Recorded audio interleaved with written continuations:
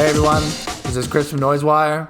I'm here today with Mike Videopunk from the band Videopunks and the label VXPX. How you doing today, Mike? I'm good, but yeah, just getting some stuff done. We're working in our practice space here in Queens, New York. So Nice. So it's yeah. been a long time since we've seen each other. I Oh yeah. think when I last saw you, you were mainly a VJ and Videopunks was mainly a video project. Yep. How did you make the transition into actually making music? So when we started Videopunks, so I started Videopunks with a another VJ named Hex Taylor, who has since passed away.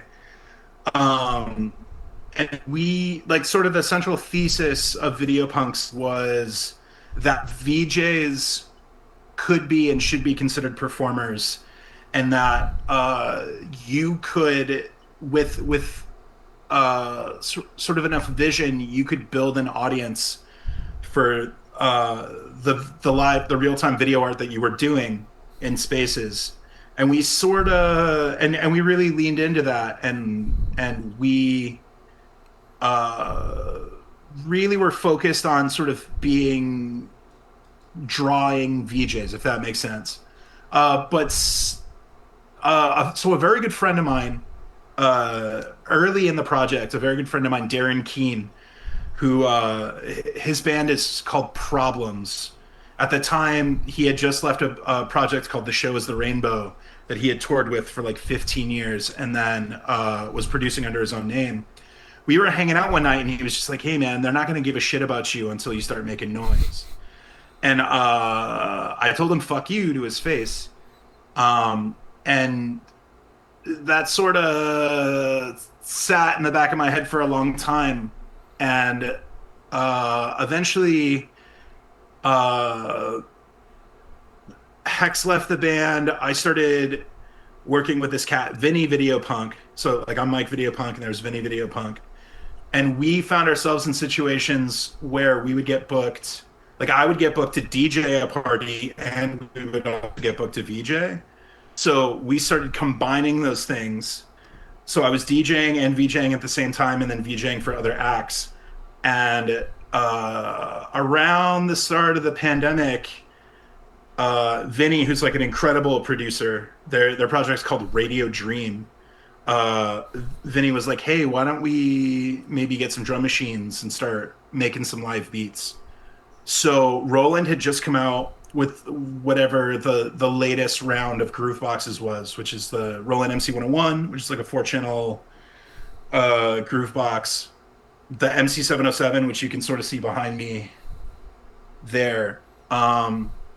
And we just started combining the things. Like since the beginning of Videopunks, there were like no laptops on stage. It was always hardware, video mixers and video samplers and glitch gear.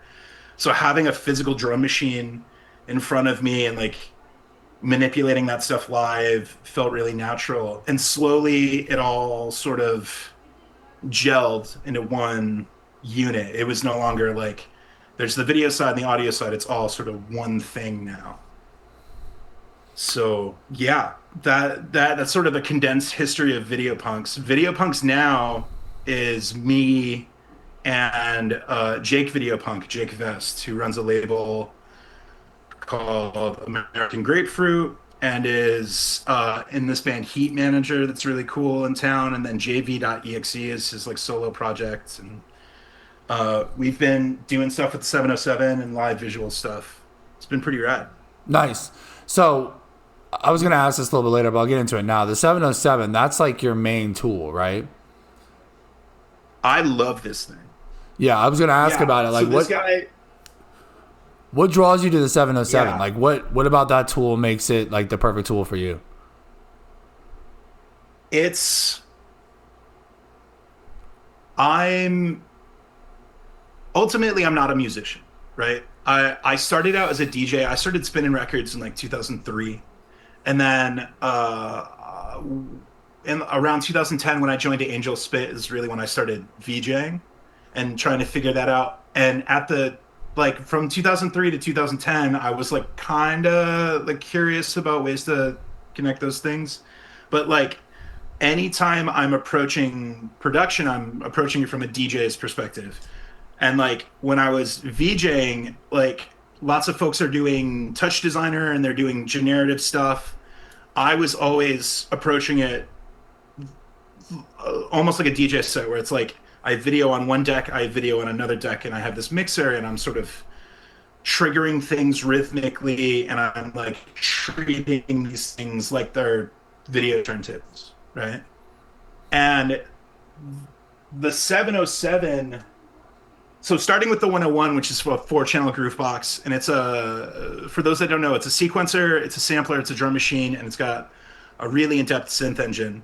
But I was able to build out live sets where like drums are on one channel and bass lines are on another, and I have these faders, and it's got these faders on it. Like all the Electron gear is all knobs, except for the Octatrack has like one fader.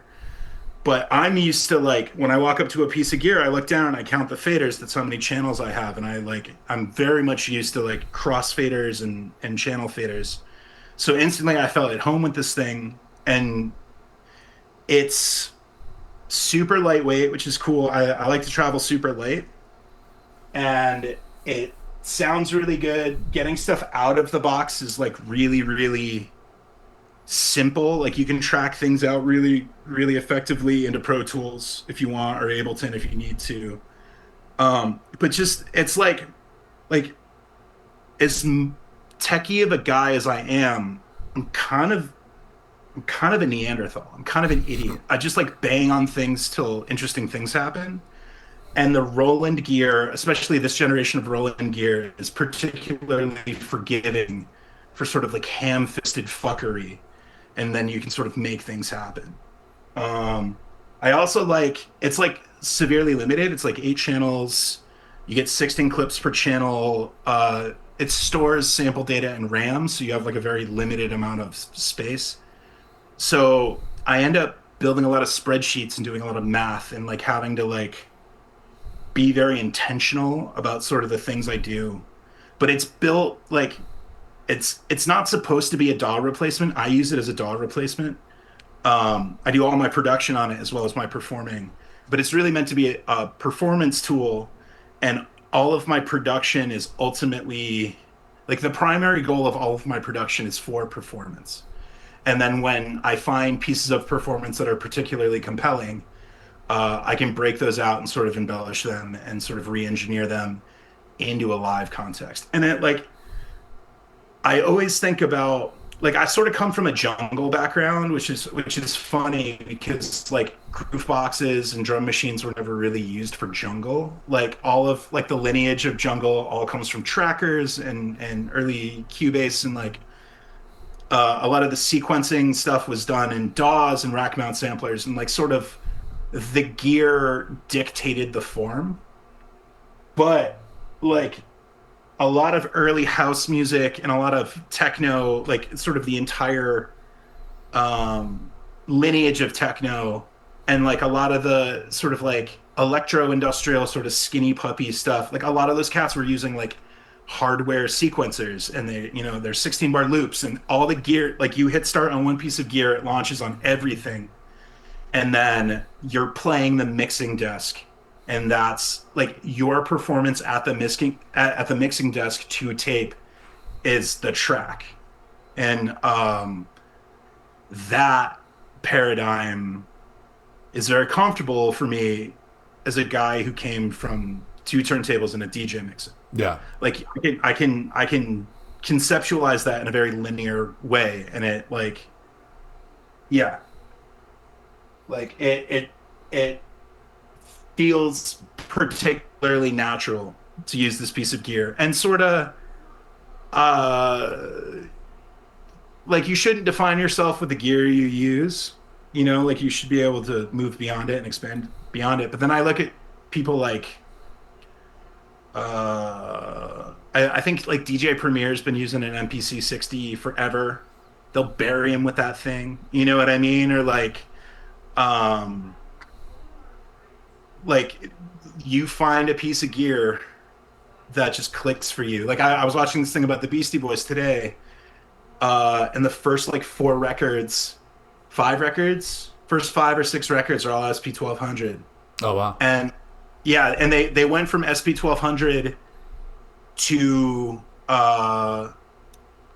Reason. Like there was no intervening, like there Oh were no wow. NPCs. Like I'm sure like other people in their sort of like sphere were using other gear, but like yeah, but like uh Adrock, like he was just like, yeah, I had an SP 1200 not because it's 8-bit and cool, but just because like I like it. Yeah. And like that was the like period. He was like, I like it, period. And like Yeah. that was the end. So So there's something you said in there that I found kind of interesting that I wanted to ask about. You said that yeah. all the music you produce is you have performance in mind the entire time you're producing it. So are you how do you approach that with like this small amount of RAM that's on this piece, like quintessential piece of gear for you though? Like how do you go, okay, I'm going to perform for 2 hours with this limited amount of space on my equipment, and then yeah, we'll start with that. Sure, sure. So a lot of times sample time is measured in minutes, but when you take a step back from that, it really is like a set like data value. Like maybe there's 800 meg of RAM or a gig of RAM in there, sample data, whatever the arbitrary thing is. So stereo, like what is a stereo file? Like a stereo file is 2 tracks of mono. So I take all of my samples, like all of my drum breaks, bounce them to mono. So I've now doubled my effective time. And then there's this old trick from back in the day, like when you measured sample time in seconds, when it was like kilobytes or megabytes, where you have your chop or you have your sample and you pitch it up an octave. If you pitch it up an octave, it becomes 200%. Like it doubles in speed. Oh. So then like I'll load a drum break in, like I'll you know I'll sample a record or I'll sample something.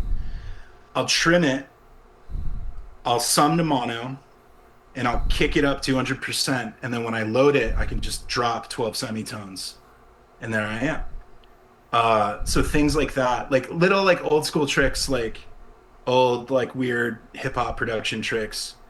Um, and then lately I've been doing a lot of like smaller chops. I have this. I'm not gonna pull it out because I like as much as I love knowledge sharing. I don't want these to get expensive, but I found these tiny cassette players.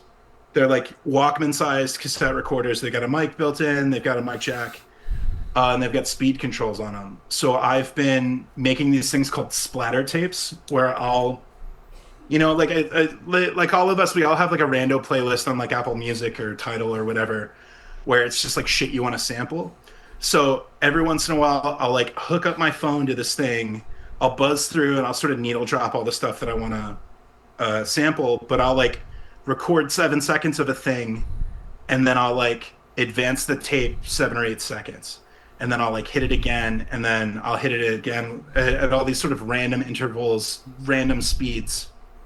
And then when I play back this tape, it's just like this anarchic collage of just like random sounds, and like you get these like weird like zip, like when you're recording and you like hit the stop button but you don't fully engage it, so like the roller slightly comes off the tape and you get all these like weird warbles and all this stuff.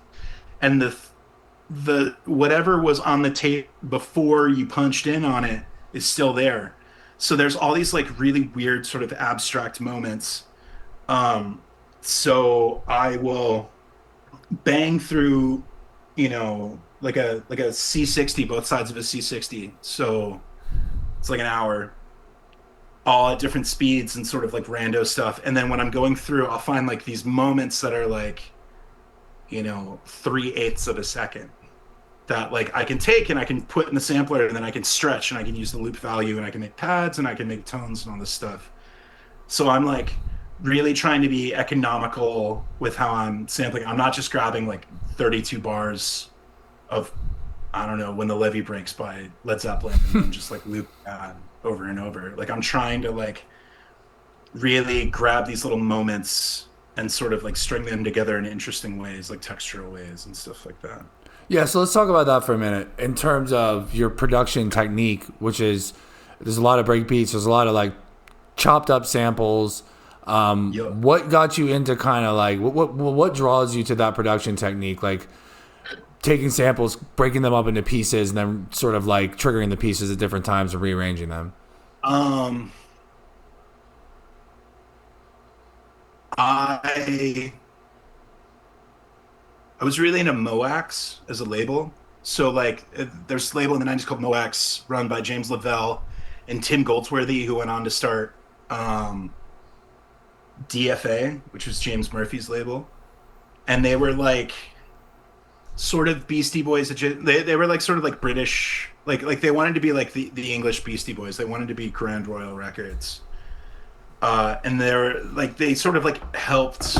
They didn't invent the trip hop sound, but they like helped supported it in like a really big way. And when I was a kid, when I was a baby bat, a lot of my older friends that were goths were really into Portishead, Massive Attack, and DJ Shadow, DJ Crush, like a lot of the funkier stuff. Like I think a lot of people forget that goth and industrial um, has always had like a plunderphonic side. There was always elements of music concrete. There was always like a lot of funk. Like early industrial is very funky, and like even something like SPK where like there's all these sort of like polyrhythms and stuff like that. Like DAF is like a lot of swung stuff. It's not purely devoid of swing. You know, it's kind of funky and swinging and cool.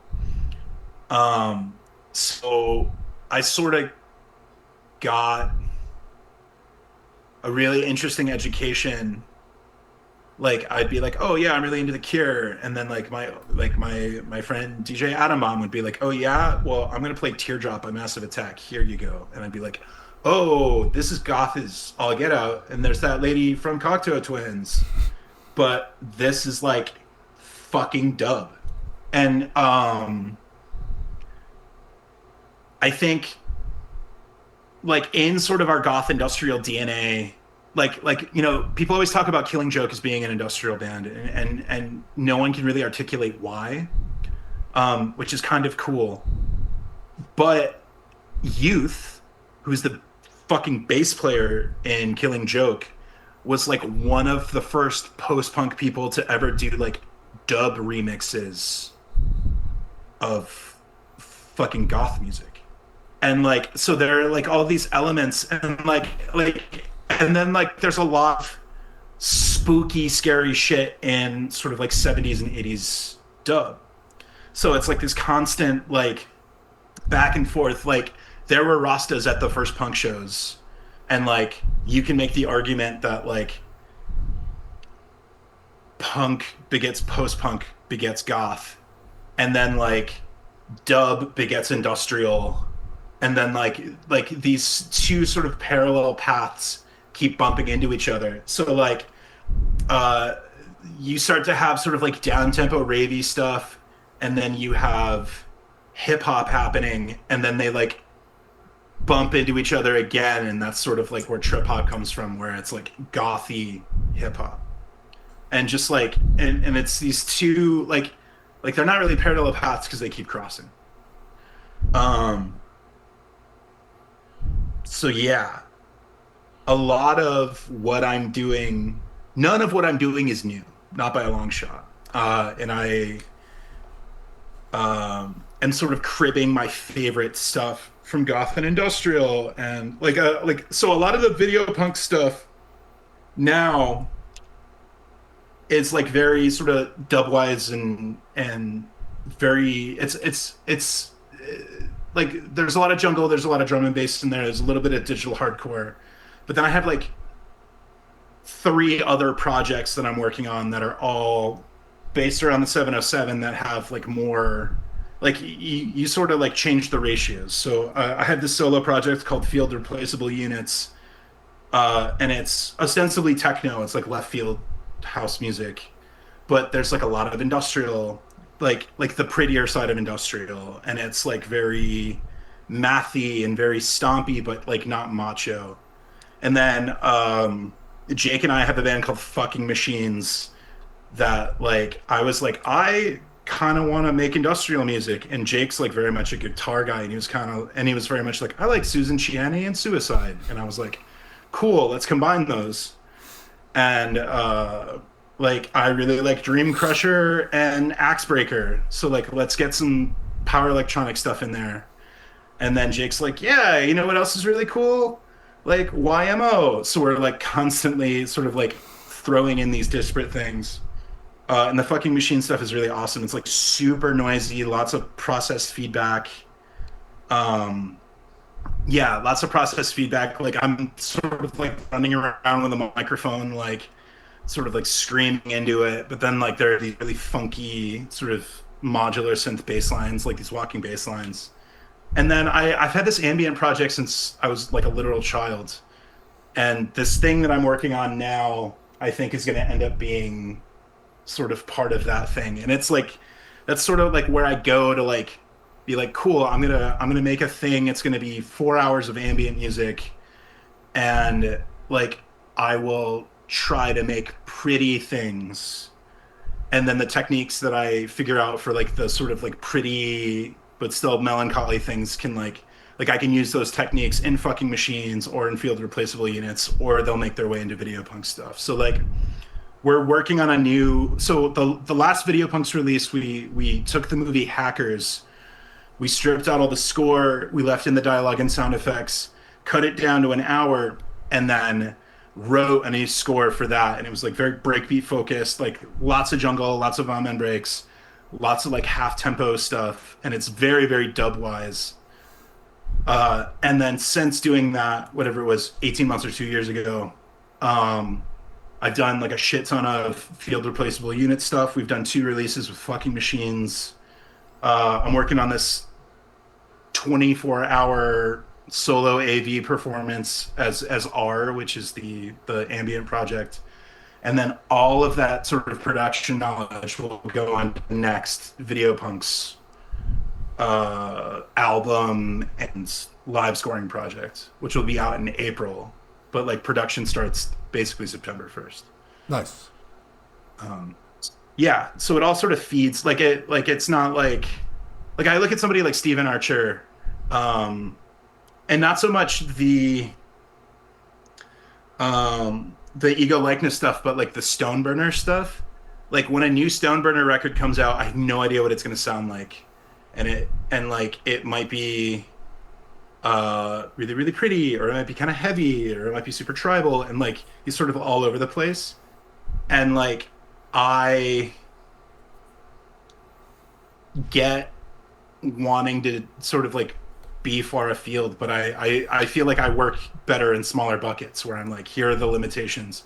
If I'm gonna do a fucking Machines record, it's got to sound like a Fucking Machines record, and it's got to be within these bounds. Yeah. And that sort of helps me stay focused on an idea. And it's always like first idea, best idea, keep it really simple. Like there's like a like one continuous thread, and like there's like consistency within that project and stuff like that, if that makes sense. Yeah. So someone across all these projects, someone who primarily works as someone who samples other material, whether it be like a famous house song or a machine noise or a record or whatever, where do you draw inspiration though, in terms of, do you constantly look for material to source, or do you prefer to just let things sort of like come to you in life and then you go, oh, that was really cool, I should probably recreate that or try to recapture whatever that sound was? Yeah, I think um I I will occasionally go on sort of like fact finding missions where I'll be like, cool, I'm gonna like sit down and I'm gonna needle drop 25 Ethiopian jazz records and try to find a thing. But mostly I like to sort of like find weird things in the wild. And something that I've been doing less of lately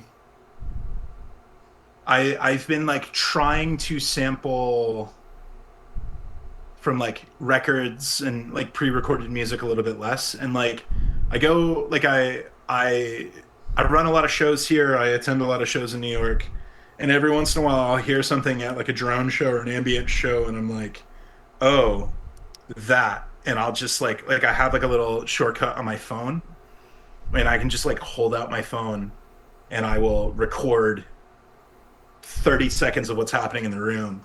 And I might only grab three notes from it. Or like some of the stuff that we've worked on, like uh I'll be in our practice space, Jake will be here, and Jake's like, cool, I gotta lay down guitars for this. Like I'll be packing it up at the end of the night, and Jake will be like, yeah, I have to lay down guitars, guy in Memphis real quick. So he'll be like tuning up, and like there's been a couple of times where like I've like dropped my bags and been like, play that again, and I'll just like hold out the thing, and then like that becomes a whole tune. But then like I'm a big fan of like I'll build these like playlists of things. I'll be like, yeah, like so Jake hit me up a week ago. There's like a you can't really see it in the background. It's like a Tascam. I don't know what this is. 424. Yeah, it's Porta Studio 424. And there's this like real dinky, like a rhythm ace back here and some other stuff. And Jake like sent me a picture when it got to our studio and was like, hey, after music for 3 VCRs, after the 24-hour performance, let's make an EP with this stuff. And I was like, cool. And I just like pulled up every Suicide record and I was like going through. I was like, all right, what do I like about Suicide? Cool. I like this tune, this tune, this tune. I was like, cool. Let me like re-look at some DAF stuff. And I was like, bop, bop, bop. And I was like, cool. Like Cleaners from Venus. Don't know what the fuck that is. Oh yeah, this kind of fucks. Okay. And I'll like build these playlists out where it's like, here's a bunch of things that like don't necessarily, they're not sound alikes, but like they'll make me feel things. Like the fucking machines playlist was like half industrial techno, half like EBM, and half, and then like just like rando things. Like there's this thing that I really have grown to appreciate. Because I never gave a shit. Like the first like 35 years of my life, couldn't give two shits about techno. Like techno is bullshit. Some of that house shit's kind of cool. If it doesn't have fucking drum breaks in it, though, like I don't fuck with it. And then I heard this tune. There's this guy, DJ Slip, and like the vast majority of his discography, like the tune starts, 8 minutes later the tune ends, and it's not like dub techno. It's not like hypnotic techno. Like it's like swinging and funky and it fucks, but like nothing fucking happens. And it's just like the perfect groove for 8 minutes. So I was like, cool, every playlist I ever make, I'm gonna do that. And then like the goal is to like, if you're gonna make machine music, you wanna like you don't wanna have to hide behind these like build-ups and breakdowns and meme shit. Like, nah, it's like build out your track, delete 1/3 of it, and if it's like keep pulling elements out of it until it collapses, and then you put the one thing back that'll put it back together, and then there's your fucking track, and that's all you need. So like shit like that, like so it's not just sound alikes, but also like these sort of like semiotic philosophical units where it's like, cool, yeah, like I want to make harsh fucking noise like Dream Crusher, but like you could fuck to it. Cool. How do we do that? It's got to have this constant beat, and it's got to have this rhythm, and it's got to have some swinging to it, but also all of this hard electronics. Not to say that you can't fuck to Dream Crusher. Dream Crusher fucks. Yeah, of course. For sure. So back to the live performances. Yeah. How do you approach your live performances? I've seen some videos you performing live. It looks like you in the 707 and then some video stuff, but do you approach each live performance differently? Do you try to orchestrate different elements into each one, or do you have kind of like a rhythm that you go with? Yeah, so it depends on the thing. So like when it's a hacker show, like that thing is basically set in stone. Like we built that, like it was like a specific performance, and like when I get booked for that, and it's not just like you're not just painting by numbers. Like there's like a tremendous amount of dynamicism. Like you're like doing stuff while that thing is happening. You're not just hitting play, but it's like pretty set.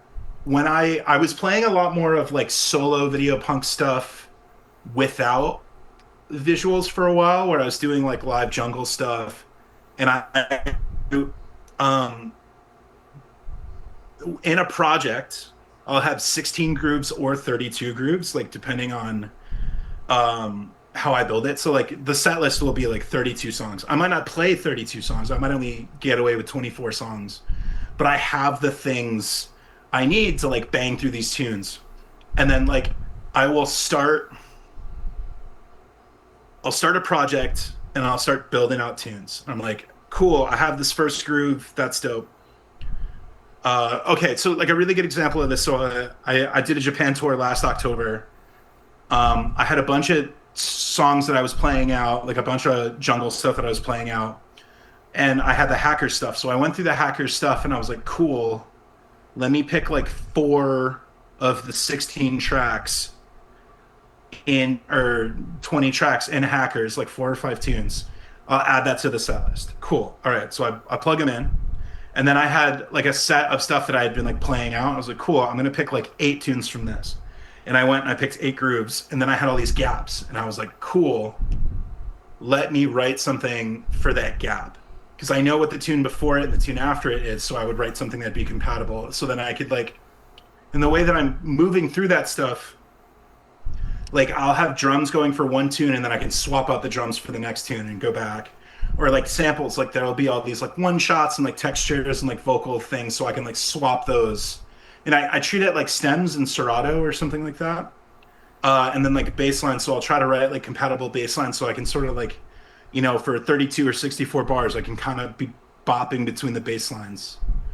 And then like for the Japan tour, I knew like no one in Japan, like I had done a run of shows in Japan the previous year, so like I don't know, there's maybe like 2 or 3 dozen people that knew who I was in all of Japan, but like not a lot of folks. So I wanted to bring along some music that people would know, but that I flipped. So like I took like 5 or 6 house tunes. Excuse me. I took 5 or 6 house tunes that were like super famous, like Push the Feeling On and oh, what else did I do? I did like Everybody by Black Box, and I flipped them as jungle tunes. So like, you know, there'd be this like jungle thing going, and then like, you know, Show Me Love, the vocal from Show Me Love would come in, and I would just watch all these people just like turn and be like, oh, I know that. It's like, cool, yeah, the song's really cool. Okay, here's something else by me, and sort of like treated it very much like a DJ set, and people loved it. And just yeah, so I sort of like the TLDR on that is I start a project, I'm like, cool, this is the new set, and I will just start building stuff, and then I'll play it. Some things will suck, some things will be cool. The things that suck, I bring it back, I nuke them, and then I keep making space till I have a set where I'm like, hey, this is really really good, and then I use it for something. So speaking of the stuff that you did in Japan, I was listening to that earlier today. It got me thinking. You did sample some pretty famous house songs, and I'm just curious if you have any sort of like perspective on sampling. Like, are there things that you think are okay to sample and aren't okay to sample? Is everything okay to sample? Is there like a line you draw in certain circumstances? I think it's all fair game. I think it's how you use it. I think so the VHS label that I've been running for a long time, we ended up being sort of like being vaporwave adjacent is a little bit too mild. We were the first vaporwave VHS label, so we dealt with a lot of people in that scene. And there's a lot of people that were doing really lazy, really obvious sampling. And their greatest sin wasn't the fact that they were doing really lazy, really obvious sampling. Their greatest sin was the stuff they were putting out was just kind of whack. So like I think like they're like you can if you can sample something in a way that's like fucking undeniable and cool, then like fuck it, go for it. But I think like especially like sort of like the Echo Jam stuff, like One On Chicks Point Never did the like the Chuck Person Echo Jam stuff, and it's literally like 16 or 24 bars of like Lady in Red by whoever that was. But like slowed down but it's like the right 16 bars. It's like the perfect 16 bars treated the perfect way. It's repeated just enough times and it just like feels really fucking good. And then like there were other people that were like trying to do that and it was just like, oh, this just doesn't hit the same way. And then like by the time I was fucking done with all that vaporwave bullshit, the barber beat stuff started happening where people were literally taking existing sort of chopped and screwed vaporwave tunes and they were just like re-chopping and re-screwing them and releasing them under different names. And like that was the whole sort of meta commentary of it, where it was like a sample of a sample of a sample. But it was just really lazy and like I don't know, if you can do something that's like really fucking cool, then I'd say go for it. But like if it doesn't end up being fucking cool, it's not really doing, I think. Like it's sacred, like anything I can play with a fucking sampler I'm gonna fucking use, but yeah. Yeah. I have no compunctions about sampling just about anything. As It's long just as how I'm you doing use it. it. Yeah. Yeah, yeah. Do you feel like there's been a shift in culture with sampling though, like from the earlier 90s and 80s in terms of that was always the goal? It felt like in the earlier days was it was like we're going to take something and really chop and screw it up, and now people just take samples and speed it up by like 150% and just loop it and Sure. that's it. But the other thing too is like sampling, like the art of crate digging is going the way of turntablism. Yeah. You know what I mean? So like uh you are no longer hearing mainstream sampling the way you were hearing Right. it because no one can afford to clear shit. Like me, like I'm operating in a small enough world where if I get dicked, then cool, I got dicked. That's awesome. That means enough people gave a shit, and I will cross that bridge when I come to it.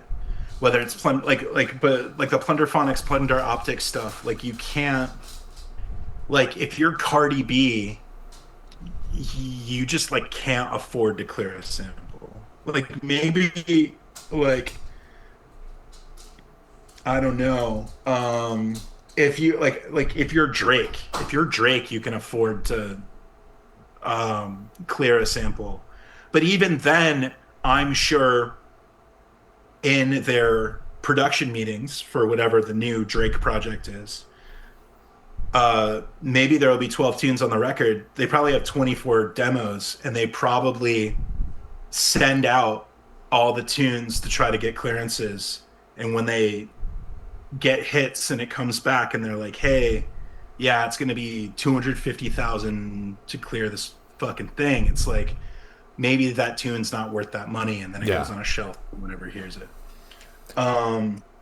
Yeah, like, yeah, there's like, but then like the whole like grabbing a sample, speeding it up, like the nightcore shit, like there's like a tremendous amount of like weird, like little internet subgenres where like people are taking like weird like Gigi D'Agostino vocal trance tracks and beating them up to 200 BPM and throwing like 808 kicks underneath. And like if you do that really well, it's cool. If it's really lame, then it's really lame. And then like yeah. I just wonder how much of Yeah. it is like with the advent of computers and sort of like the ease of being able to just take an audio track and cut something out of it and then push it into a sampler or a drum machine. I'm wondering if the ease Yeah. of all that has made a lazier sampling culture than back in the day when you were actually cutting tape loops and doing things like that. Maybe it might have contributed to sort of a lack of care when Yeah. doing it because it is so simple. but like, it's not like people weren't making shitty beats in the 90s. You know what I mean? Like, Yeah. like shittiness knows no bounds. You're right. It's So timeless. Shittiness is timeless. yeah, yeah. So I definitely think like, sort of like same thing with DJing. Like there were whack DJs in the 90s, Yeah. but you definitely had to have a little bit more mechanical skill to get behind a set of 1200s and like rock a party. Yeah. But now, yeah, it's like it's sort of like you win some, you lose some. Like now I can walk around with like I remember having to carry people's records when I was like a kid. Like I would like show up at the party with 3 milk crates of records for someone else, and like that's how I would sort of like buy my way to like into booths so I could watch what they were doing to learn, right? Now, of course I don't have them on me right now, but I usually have a pair of USBs and a headphone adapter and like a little pouch in my pocket, and like all of my records are on there. So like and it's a bit cliche, like you always talk about like the Bushwick DJ, like, oh, I have my USB. But there's been times where it's like I've definitely like hopped on the deck somewhere where I went in somewhere to grab a beer, and then my buds were there and like, hey, you want to hop on? I was like, sure.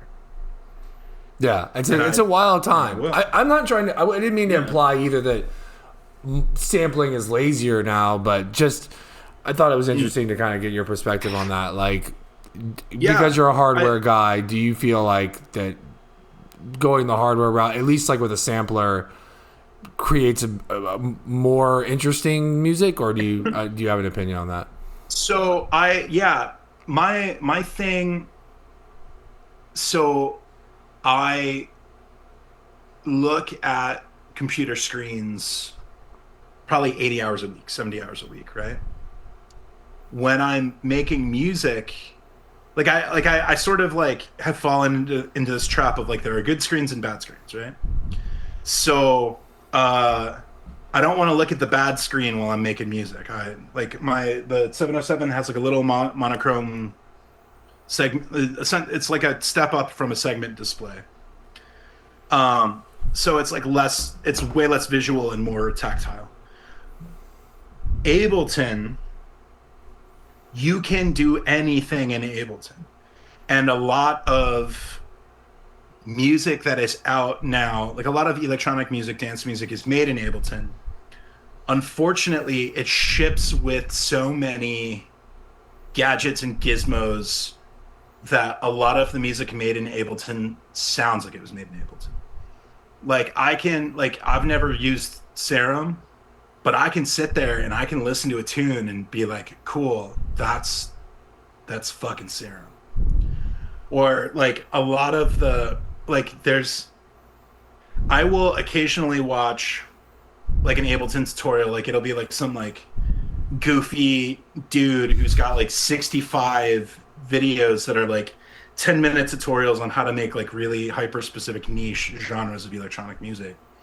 And I'll like watch them and I'll look at some of the techniques they're using and I'll be like, cool, I can sort of emulate this LFO-able parameter on the 707, and like, oh yeah, that's how they do their vocal chops. And all right, cool.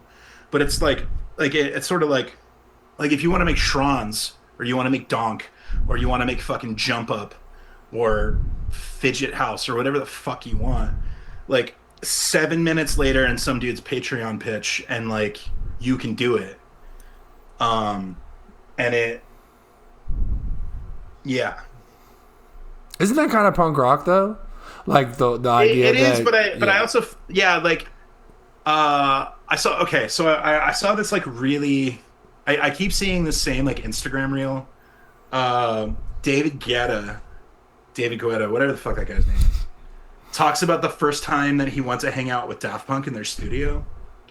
And like the guys from Daft Punk, so one of the guys from Daft Punk's dad was a disco producer, super famous, and like I forget if it was like when he graduated high school or it was like his bar mitzvah money or something like that. But he basically went to his dad and he was like, I want to make house music.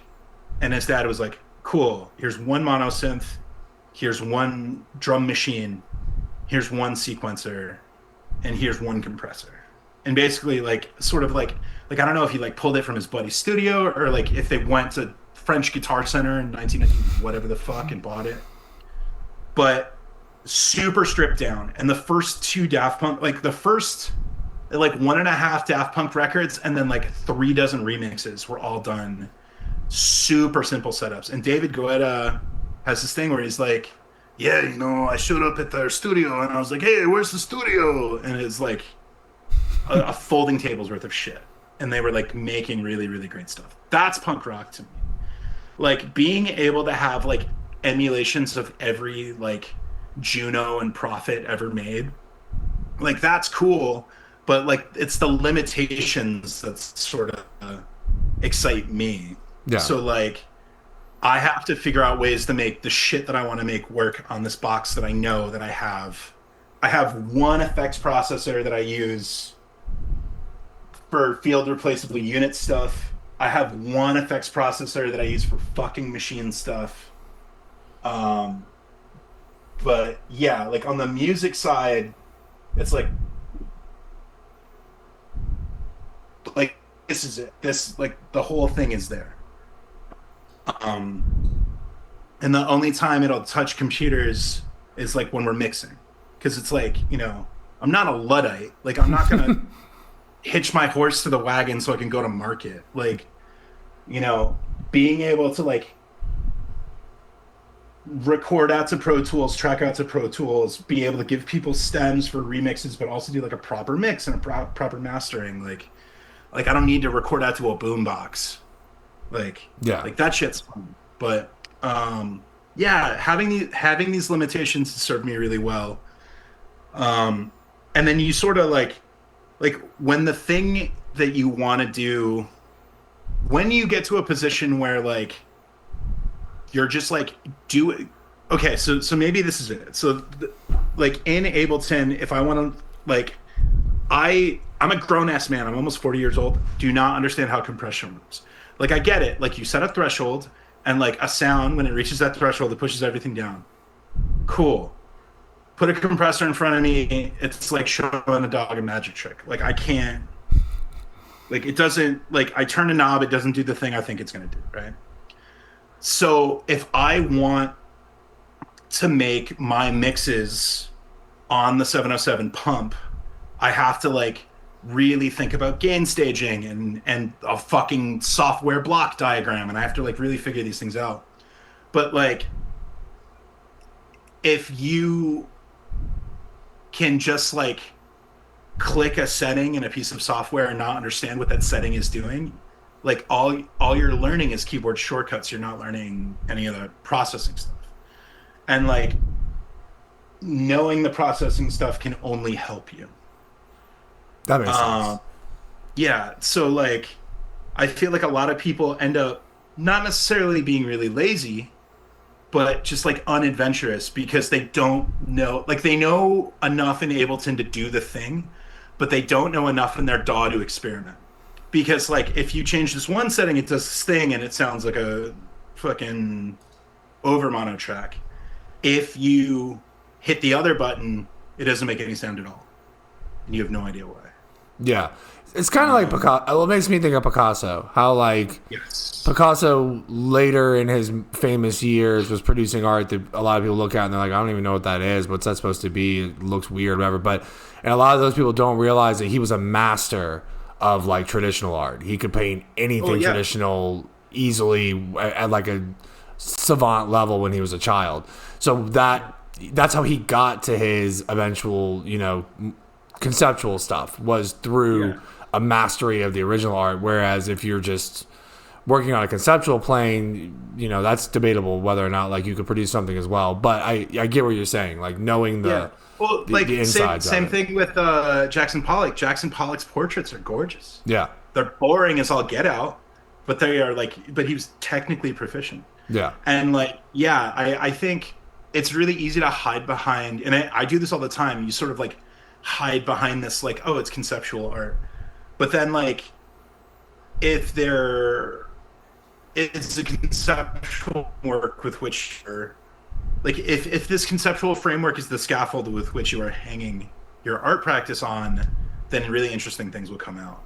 I so here's the thing. So you produce music and like you've made music and like do you hear a song in your head and then sit down and write it? Well, if I try to, I never get where I'm going. That's the whole thing. I end up writing a song, but it's not the song I started out trying to write. It's always like some other weird thing. Yeah, there are people like Jake. So Jake Vest, he walks around, he'll whistle a tune, he'll sit down, he'll transcribe that on a guitar, and he'll build a whole song around it. I have never had a musical idea like that. Yeah. I have only ever had conceptual, sort of process driven ideas where I'm like, cool, this thing, I'm going to build it this way. I'm going to use these breaks. Here's like a folder of 45 breaks. I'm going to dial through till I find one I like.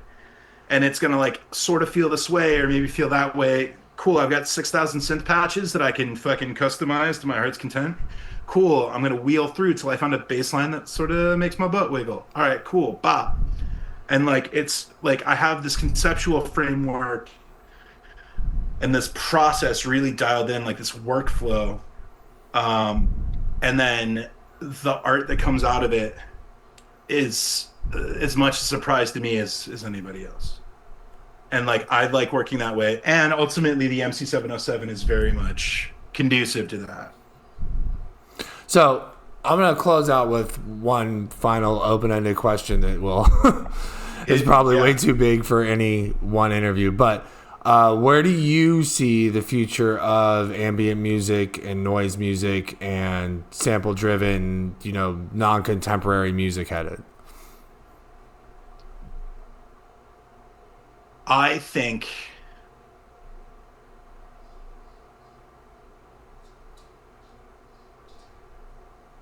that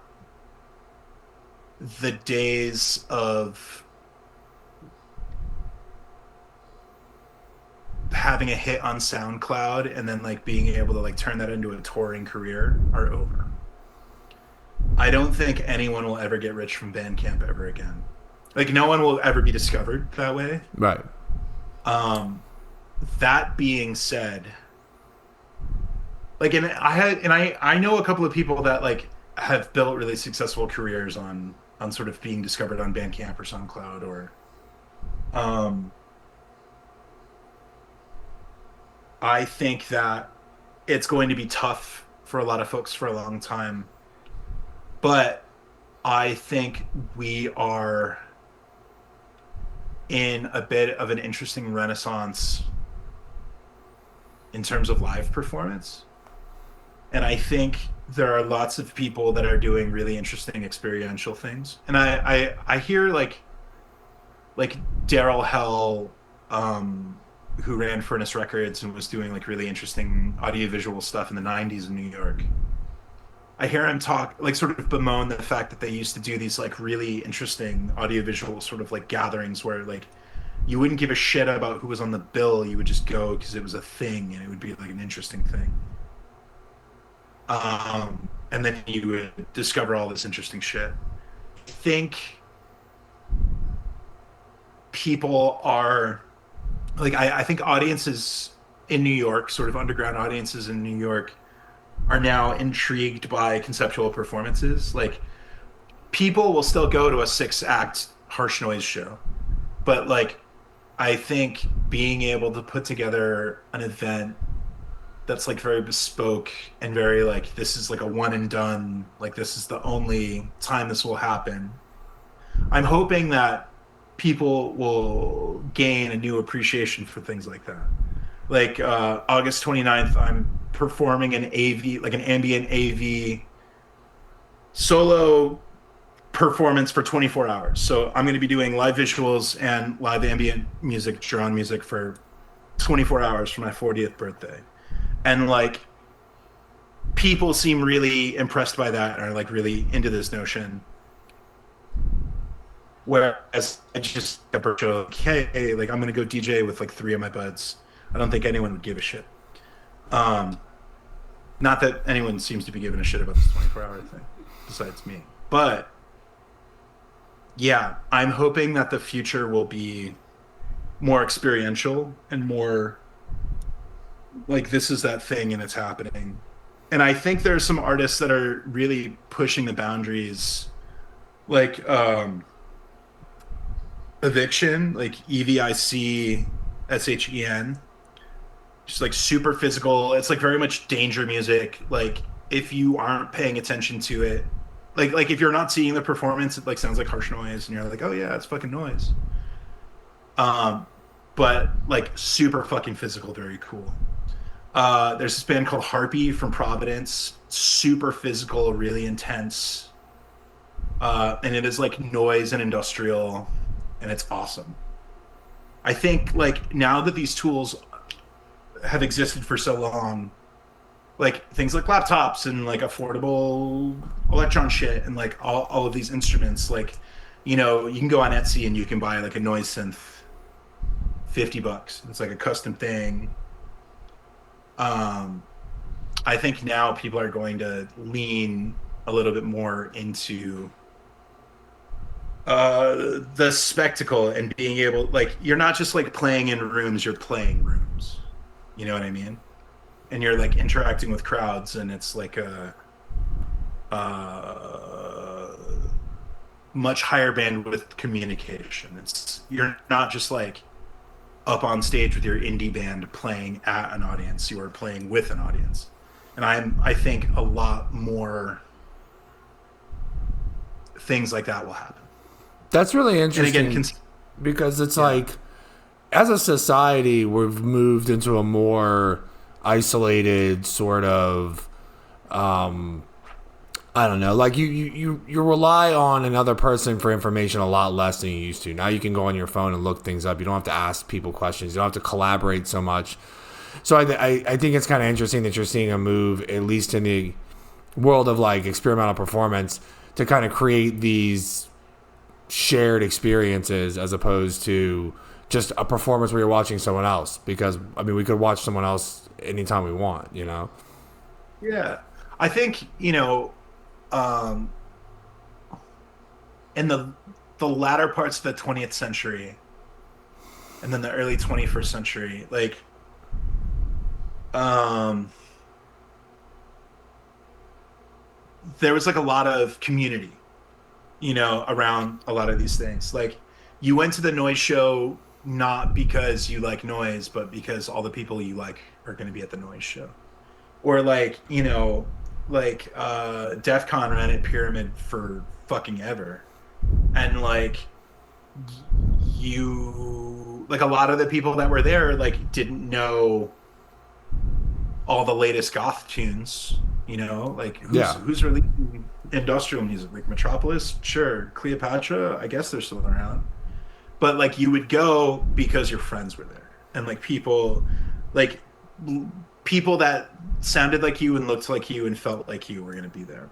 And I feel like now that we are being particularly isolated, like I feel like I remember the first time I went to like the first time I traveled for like a internet convention, like a geeky like nerd sci-fi convention thing, 20 years ago. And it was so validating to be in a space where there were like 10,000 of me walking around. And like even then like I had friends and I had community and I was like still kind of in my hometown, but like just going to a place and like being like, cool, I'm not alone. I feel like now it's so easy for us to be in our little pockets and sort of like being on the internet and like sort of like seeing people but not really. And then like um having these like sort of like central points where the tribes can gather are super important. Like Dark Side of the Con, I stage managed this past Dark Side of the Con. I'm stage managing this coming Dark Side of not Dark Side Dark Force Dark Fest. Force Fest, yeah. Yeah. So I stage managed Dark Force Fest last year, and I'm stage managing next year. And just like walking around, like I forgot, like I hadn't been to like a goth night in a long time. and I forgot how powerful it was to like see me reflected in other people, and this sort of like shared history with total strangers. And I think people like there will be a reappraisal of that. And I think people, like there's like a generation of kids that like came up where like that stuff like didn't exist, because the lockdowns and sort of like sort of people aged out, and like, there's no more weekly goth nights in New York, I'm sure. Maybe the Red Party. Death Rock doesn't count. But like, yeah, like not only is there like sort of experiential things, but I think also like needing to interact in a physical space. I think there's going to be a reappraisal, and I think people are going to realize what they miss. So. Yeah, I think you might be right about that. So we've been talking for a while. I appreciate you taking all this time to talk with us today. Yeah. And do you have anything you want to plug before you go? Like anything coming up real quick?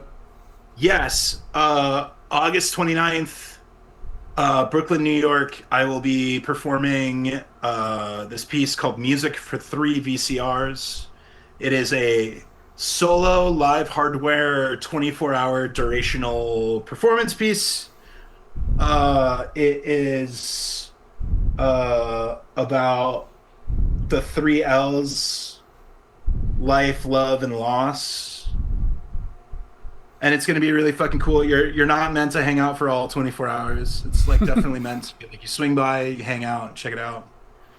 I'm going to be performing visuals for a Renoli Santiago DJ set in Cambridge, Massachusetts.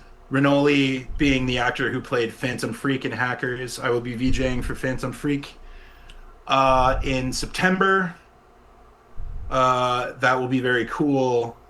I will have come full circle on the Hackers thing once I've done that.